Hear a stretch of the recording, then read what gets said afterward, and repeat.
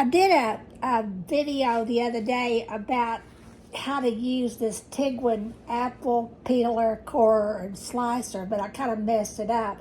And it's, I did that because I was standing in the wrong place. Now I'm going to do this again.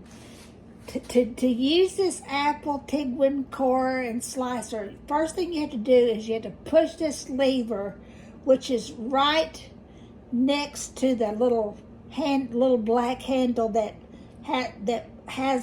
operates the suction that holds this thing to the counter. You don't have to bolt this in or anything. This thing has a suction release. Let me just do it. There it is. That's the lever right there. Now I pull it back and it's anchored. It's anchored well. Right up from that is this lever that you have this at the end of each time that you run the device. You'll have to pull this. Okay, it'll end up here at the end. You have to push the lever in here, pull it back and let it lock right at this last groove next to the fork. They call this the fork. It's more like a weapon, but whatever. Okay, now you push the apple in from, this is a Fuji apple. I'm going to do a Fuji and a Gala because I'm going to do something with this. Okay, this is a Fuji. I've already washed it. Be careful, although I don't think you could possibly get, unless you have something very tiny, I don't think you're going to get all the way through. But I still like to be careful. All right, now I'm just going to start rolling this thing. And then watch how that apple peel comes off. But that's not the only thing that's happening right now. Take it all the way through till the bolt is through the end. And then you pull that off.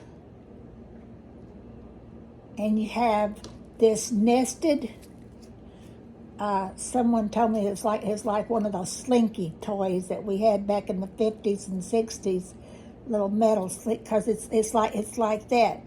One slice will cut the whole. I can take a slice right here or anywhere else, all the way through, and the whole thing will open into individual slices that have an opening at one end, but that's okay. Before I did this, I put them on a drying rack, and today I'm going to use the slices to make infused vodka. Let me see if I can find. This is a weapon here. Okay, what I'm going, this is an unnecessarily large weapon, but what I'm going to do, I'm going to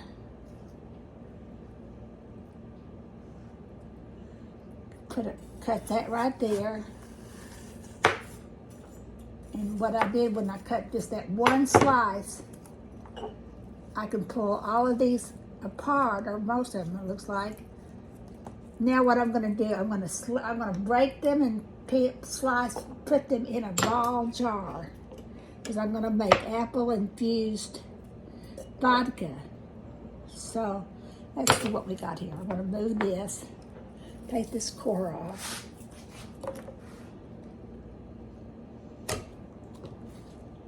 Now, there's that.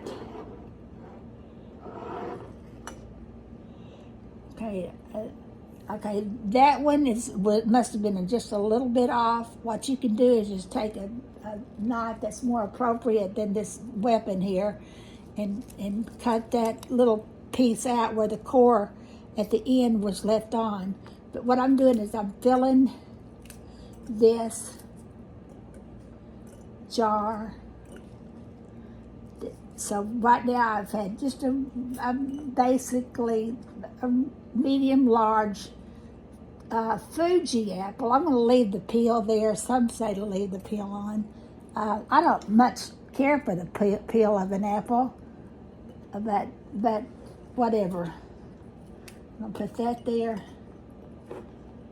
Okay, I'm gonna go over here and get a Fuji, a Gala apple. Now remember that to start all over again, what you have to do is you have to push the lever, pull the tool back, let it lock in next to the end. Now I always insert the apple from the stem end toward the fork.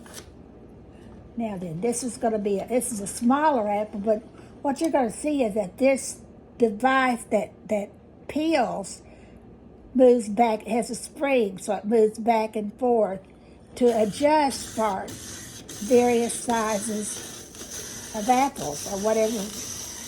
I'm actually thinking about trying to peel a potato in here, but I have not done that yet. So you push it all the way through, pull it out, the core is there, and once again, you have this string of apple slices. Now I'm going to put those in here.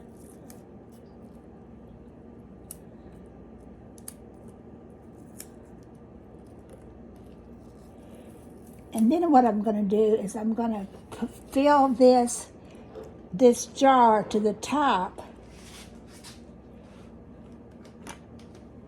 I'll fill the jar to the top with, I have Smirnoff vodka.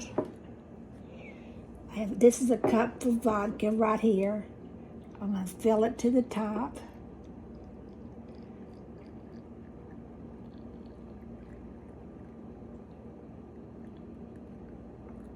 It looks like a cup of vodka will just about perfect for this pint-sized jar. Now then, if I want other flavors, I could put cinnamon in there. I could put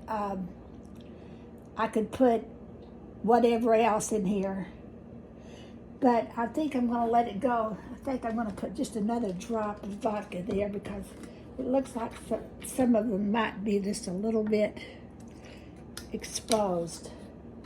All right, now then, what I have to do, I'm doing these straight. I'm getting ready to do another batch with cinnamon that I've been marinating in cinnamon and sugar. But that's this. So you put the lid on there, and then you store this in a cool, dry place for at least 3 weeks. Before you test, no, 3 days.